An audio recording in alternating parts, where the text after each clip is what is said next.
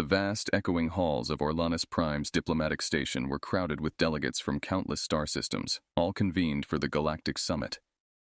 Amidst the buzz of interspecies diplomacy, a small, beleaguered group of Marns stood out, their silvery skin and delicate frames making them seem almost ethereal against the harsh, metallic backdrop of the station. Captain Marcus Reed, the human representative, adjusted his uniform as he observed the Marn delegation from across the room. Their plight was well known. Their homeworld had fallen to the Vorak, leaving them desperate for asylum. "Look at them, Marcus. No one's stepping up," Lieutenant James Carlson, Marcus's second-in-command, noted with a sigh. They stood at the edge of the room, their presence slightly apart from the more intertwined groups of chatting delegates. "They need help, James. Real help," Marcus replied, his voice tinged with frustration. "It's like everyone's just turned a blind eye." The Marn, sensing interest, approached Marcus and James.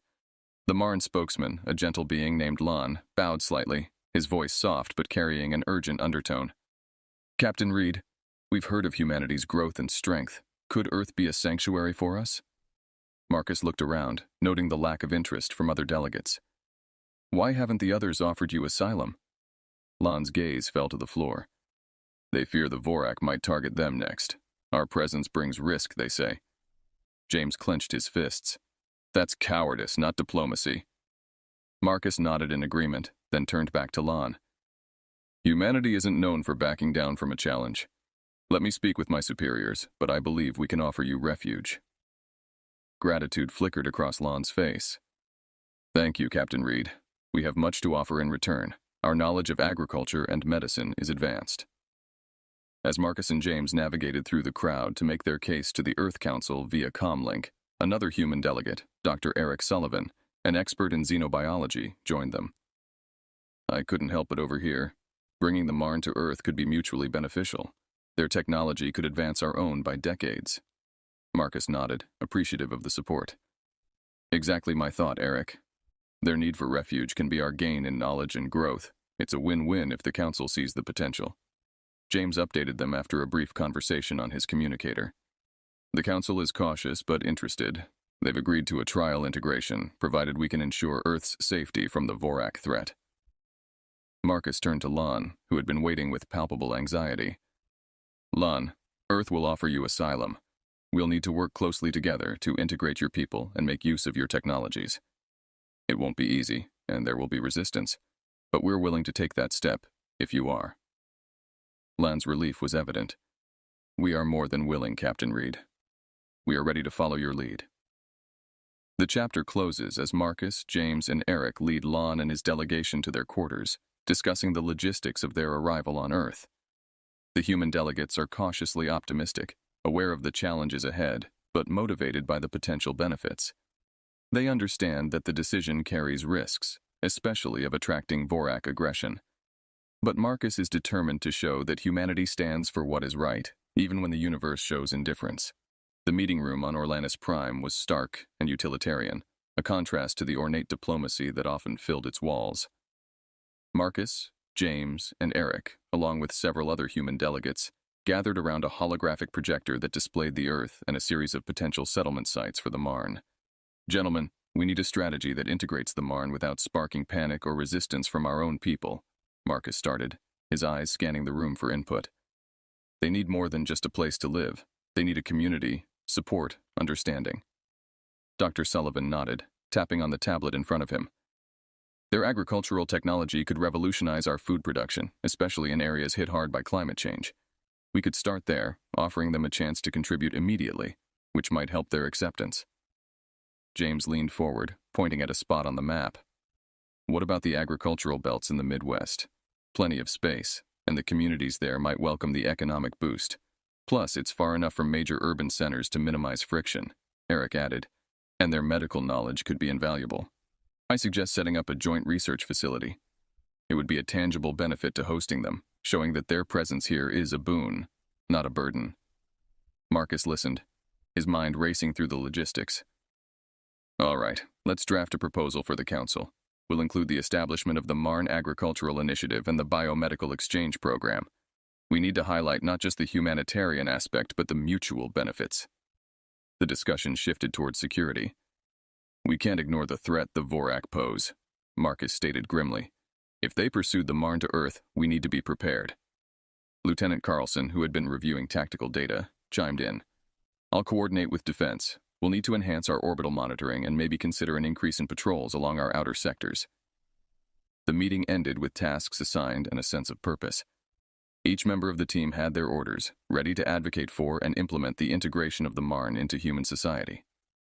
Later, Marcus found himself on a communication link with Lon, who was aboard his ship orbiting the station. Lon, we're setting things in motion. How are your people holding up? Lon's voice was weary but hopeful. We are anxious, Captain Reed. Your planet will be a new world for us, but your plans sound promising. We are grateful. Marcus reassured him. We'll do this right, Lon. It's not just about giving you a place to stay. We want you to feel at home, to be part of our community. As the call ended, Marcus looked out the viewport at the stars. Earth was just a small dot among many, but for the Marn, it represented a new beginning. For humanity, it was a chance to rise to an occasion, to show the galaxy that their capacity for war was matched by their capacity for compassion. The preparations continued, with humanity poised to extend a hand in friendship to a race that had lost everything. The Earth Council would soon meet to finalize the plans, and Marcus knew the world's eyes would be on them, watching what many still considered the galaxy's underdogs take a bold step toward galactic unity. The vast open fields of the American Midwest were selected as the landing site for the Marn. This area, known for its sprawling agricultural land, was considered the perfect setting for a gentle integration of the alien refugees into Earth's environment. As the sun rose, casting long shadows over the freshly tilled soil, a group of key human figures, including Captain Marcus Reed, Lieutenant James Carlson, and Dr. Eric Sullivan, stood awaiting the arrival. The air buzzed with a mixture of excitement and unease. Nearby, media crews set up their equipment, ready to broadcast this historic moment worldwide, while security personnel maintained a vigilant perimeter. Think they'll find Earth to their liking? James mused, scanning the skies. Marcus, eyes fixed on the approaching speck that was the Marn's shuttle, responded, We've done everything we can to make sure of that. It's up to them now, and how we support their transition. Dr. Sullivan adjusted his glasses, his mind on the potential scientific partnerships. Their botanical knowledge alone could revolutionize our understanding of sustainable agriculture, he remarked, hopeful about the collaborative projects already planned. As the shuttle descended, a hush fell over the crowd. Dust billowed around the landing pads as the sleek silver craft touched down gently. The hatch opened slowly, revealing the Marn delegation led by Lon, who stepped forward with a cautious but graceful stride.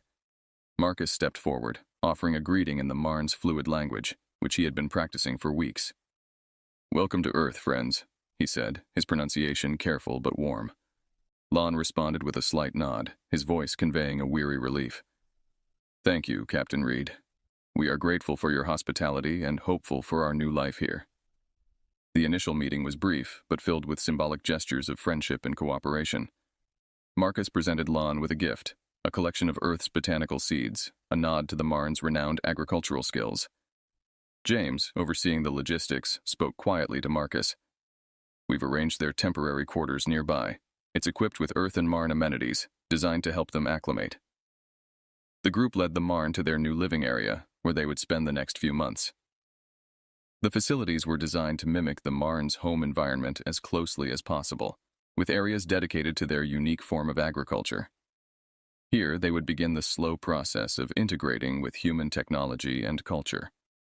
As the day unfolded, Lon and his people toured their new surroundings, visibly easing as they explored the greenhouses filled with plants from both Earth and their native world.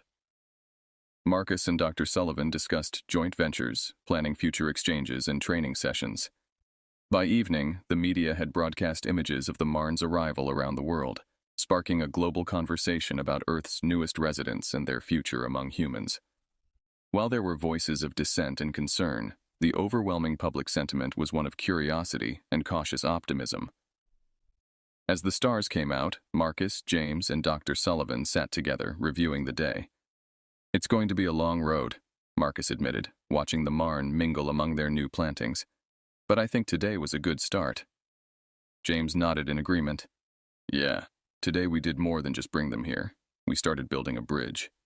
And tomorrow, Dr. Sullivan added, we start walking across it together.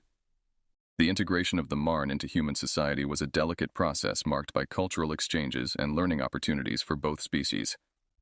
Several weeks after their arrival, Marcus Reed had organized an event designed to showcase human and Marn cultures held in a large community center near the Marn settlement in the Midwest. The event was bustling with activity, featuring booths of human and Marn cuisine, art, and technology. Marcus, accompanied by James and Dr. Sullivan, guided Lon and several other Marn through the displays, explaining various aspects of human culture. Here we have a selection of classical earth music, from Beethoven to the Beatles. Music is a vital part of our cultural expression, Marcus explained, noting Lon's interest in the soft melodies flowing from the speakers. Lon, in return, shared insights into Marn harmonic scales, which were complex and layered, reflecting their deep connection to sound and its emotional resonance. Our music is used to heal and teach. It's foundational in our education systems, Lon shared, his translucent skin glowing slightly under the event lights. At another booth, Dr. Sullivan enthusiastically discussed the potential medical collaborations.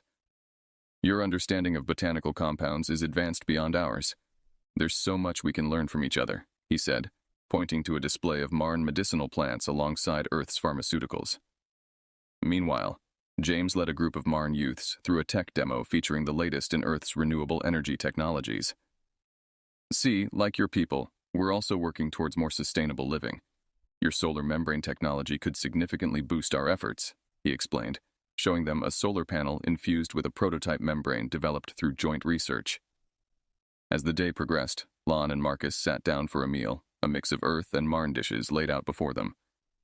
Lon hesitated slightly at the sight of cooked meat, a staple in many human diets, but foreign and somewhat unsettling to the herbivorous Marn. Noticing Lon's discomfort, Marcus was quick to steer him towards the vegetarian options. I hope you find the plant-based dishes to your liking. We've included several made entirely from ingredients your people introduced to us, Marcus said, aiming to bridge the gap through food. Lon sampled a dish, his expression one of pleasant surprise. It's very similar to our fare, thank you, Marcus. We appreciate the lengths you've gone to make us feel welcome, he responded, his earlier hesitation giving way to curiosity. The event ended on a high note with a performance of Marn harmonic music followed by a human classical orchestra. The blending of the two styles in a final collaborative piece symbolized the growing understanding and respect between the two species.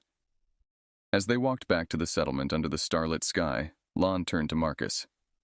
Today was enlightening. I see now how your people thrive on diversity and strength, much like the Marn in our way. We may be more alike than different. Marcus nodded, pleased with the progress. It's about finding common ground, learning from each other, and building on that knowledge. We've taken great strides, but there's much more to do. The peace and progress of the Marn's integration into human society were abruptly challenged one crisp autumn morning. As Marcus and Lan walked through one of the newly established agricultural co-ops that demonstrated the successful merging of Earth and Marn farming techniques, an urgent message from Earth's Space Monitoring Agency interrupted their tour. Marcus checked his communicator, his face turning serious as he read the alert. Lan, we've detected a fleet of Vorak ships on an approach vector to our solar system. It looks like they've tracked your people to Earth. Lan's expression grew tense, the color in his translucent skin dimming. We feared they might pursue us, but we hoped for more time to strengthen our defenses, he admitted, a note of worry in his voice. We've been preparing for something like this, Marcus reassured him, trying to maintain a calm demeanor despite the gravity of the situation. Let's meet with the Defense Council and plan our response. Back at the command center, an emergency meeting was convened with top military officials, Dr. Sullivan, James, and representatives of the Marn community. The room buzzed with tense energy as data from the monitoring stations was displayed, showing the advancing Vorak fleet.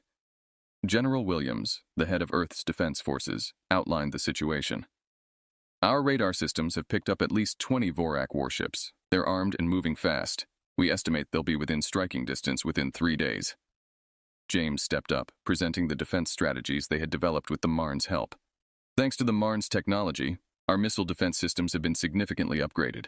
We've got better tracking and interception capabilities than ever before. Lon, representing his people, added, Our engineers are ready to assist in any way we can. Our knowledge of Vorak technology may also provide us with an edge in disrupting their systems. Marcus, taking charge of the meeting, coordinated the planetary defense strategy. We'll deploy our fleet to these key points, he indicated on the map, creating a buffer zone to engage the Vorak before they reach Earth. Lon, your people's expertise will be crucial in the control and command centers. As the plans were set in motion, Dr. Sullivan brought up an important point. We must also prepare for the worst-case scenario. Medical and emergency response teams need to be on high alert, and we should consider evacuations in high-risk areas. The next 2 days were a blur of preparations. Earth's forces, supplemented by Marn technology and expertise, readied themselves for the impending conflict. Marcus and Lon worked tirelessly, their collaboration a testament to the strong bond that had formed between their two species. On the eve of the anticipated conflict, Marcus addressed the combined Earth and Marn defense forces. His speech was broadcast globally, a message of unity and resilience. Today, we stand together, not just as allies, but as a family. The Vorak seek to divide us, to conquer us, but united, we are more than they bargained for. Together, we will protect our home and each other. As Marcus finished, the assembled troops, human and Marn alike, responded with a resounding cheer, ready to face the challenge head-on. The unity and determination in their eyes reflected a shared resolve. Earth was their home now, and they would defend it together, whatever the cost.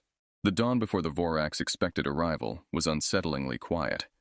Marcus stood in the command center alongside Lon, James, and General Williams, monitoring the screens that displayed the approaching Vorak fleet. The tension was palpable, a stark contrast to the usual dynamic buzz of the command hub.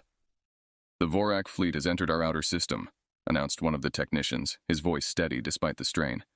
"They're advancing quicker than anticipated." General Williams adjusted his uniform, his demeanor grim but focused. "Deploy our forward units. Let's make sure our first line of defense holds them long enough to activate the missile intercept systems." James coordinated the fleet's deployment, sending out the commands to the various units stationed around Earth and its moon. "Fleet Units Alpha through Echo are moving into position. All eyes are on those screens. We need to react to their maneuvers instantly." Lon, meanwhile, worked closely with the tech team, integrating Marn technology into Earth's defense network. "We've set up the harmonic disruptors," he informed Marcus. "They should interfere with the Vorak's navigation systems, disorienting them as they come into range." As the first Vorak ships appeared on the main screen, a collective breath seemed to be held. Then, without hesitation, Earth's forces engaged. The battle that ensued was fierce, with both sides unleashing their full arsenals. The sky above Earth became a chaotic dance of light and destruction. Marcus commanded from the front, directing Earth's responses with precision. "Delta Squadron, move to intercept at grid Z15. Echo, provide covering fire for Beta's retreat. We need to hold them off at every point." The Vorak were relentless, their ships sleek and menacing as they pierced through space towards Earth. However, the human Marn defense systems proved effective, the upgraded missiles and the harmonic disruptors wreaking havoc among the Vorak fleet. Amidst the chaos, a Vorak dreadnought broke through the defensive line, its cannons charging for a devastating blow. Lon spotted the imminent threat. "Marcus, that dreadnought must be stopped. It's aiming for the major cities." Reacting swiftly, Marcus ordered a concentrated attack. "Focus all available firepower on that dreadnought. We can't let it get a clear shot." Earth's fighters dove across the dreadnought's path, missiles and energy weapons colliding with the enemy vessel in a brilliant explosion that lit up the sky. The destruction of the dreadnought turned the tide momentarily in Earth's favor, and the human Marn forces pressed their advantage, pushing the Vorak back with renewed vigor. As the hours passed, the Vorak's numbers dwindled under the unyielding defense of Earth. Finally, with their fleet in disarray and their losses mounting, the remaining Vorak ships began a full retreat. The command center erupted in cheers, though Marcus remained cautious. "Stay alert," he warned. "Monitor all sectors until we're certain they've withdrawn completely." As the last of the Vorak ships disappeared from the sensors, General Williams turned to Marcus, a rare smile breaking through his usual stern expression. "Well done, Captain Reed. Today you and your team have saved millions of lives." Marcus nodded, his relief evident yet tempered with the knowledge of the cost. "We need to stay vigilant. The Vorak know now what we're capable of, but they might return." Lon placed a hand on Marcus's shoulder, gratitude shining in his eyes. "Thanks to you, Earth stands strong, and the Marn have found not just a refuge, but a true ally." As the command center began to calm, the significance of their victory settled in. Earth had not only defended itself against a formidable foe, but had also cemented its place as a protector of the oppressed, alongside their new Marn family. The bond forged in battle was unbreakable, and together they looked to the future, ready for whatever challenges it might bring. After repelling the Vorak assault, Earth's global community was both relieved and invigorated. The shared victory had unified humanity and the Marn in ways that diplomatic efforts alone could never have achieved. Marcus, Lon, and General Williams convened in the aftermath to evaluate the defense strategies that had proven successful and to prepare for the possibility of further conflicts. Today's victory was crucial, but we must be proactive about our next steps, Marcus stated, initiating the debrief in the main conference room, now bustling with military strategists and technical experts from both Earth and Marn contingents. Lan, looking over the data from the battle, pointed out specific areas where Marn technology had intercepted critical Vorak maneuvers. Our harmonic disruptors were effective at disrupting their fleet's coordination. I suggest we enhance this technology and deploy it across all our defense satellites. General Williams, reviewing the tactical displays, nodded in agreement. That technology saved countless lives today. Let's prioritize its integration and expand our surveillance capabilities. We need to see them coming long before they reach our outer defenses. James, who had been coordinating the ground forces, added, "We also need to boost our planetary defenses. The Vorak got too close this time.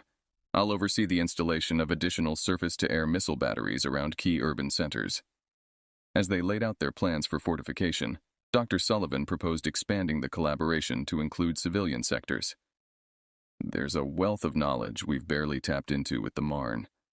Let's set up more collaborative labs and think tanks, not just for defense, but to advance our combined sciences and technologies." The discussion then shifted to training and preparedness.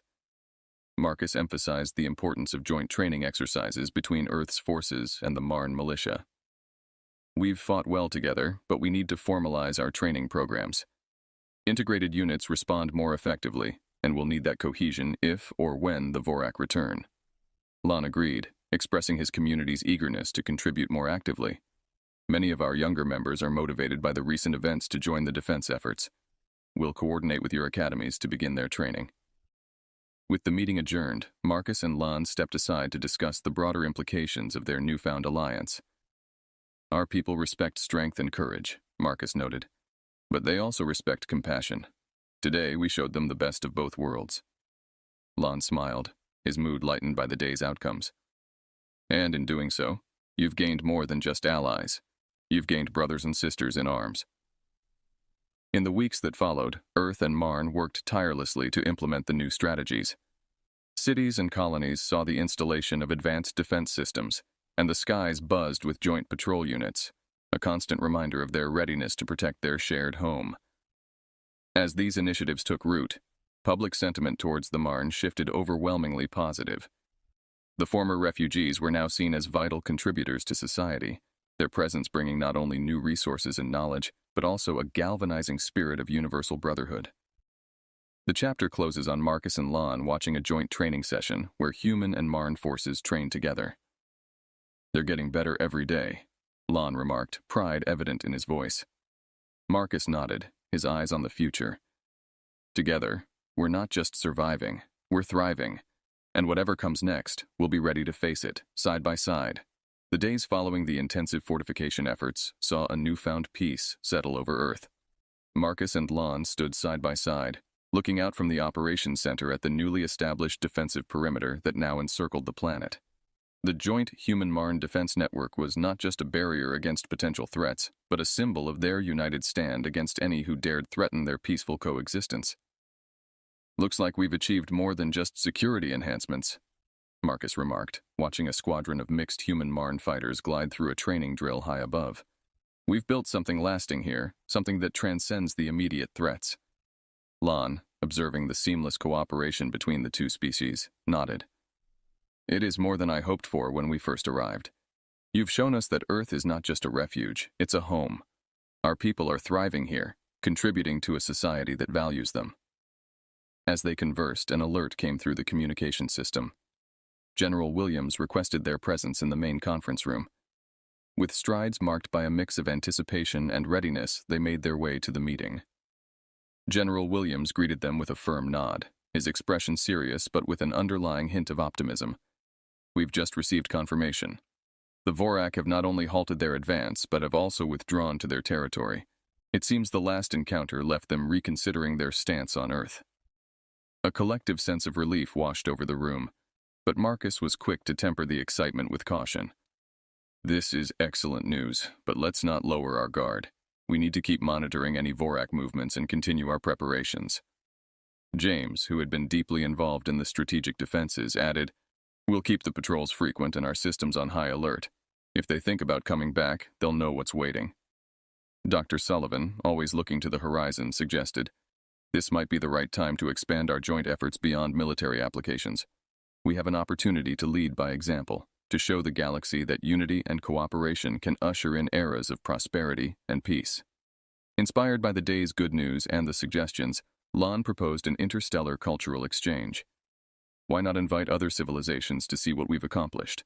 A demonstration of our combined cultures and technologies could pave the way for broader alliances. With plans for the future taking shape, Marcus felt a profound sense of accomplishment. From refugees to partners to leaders, he mused aloud. "You've come a long way, Lon." Lon smiled, his eyes reflecting a deep appreciation for their shared journey. "And we couldn't have asked for better friends and allies. What we've built here will serve as a beacon to the galaxy." The chapter closes with Marcus, Lon, and the others attending a celebratory event that showcased the harmony between the Marn and humans. Cultural displays, technological exhibitions, and shared stories of unity filled the event, symbolizing a new chapter not just for Earth, but for potential allies across the stars.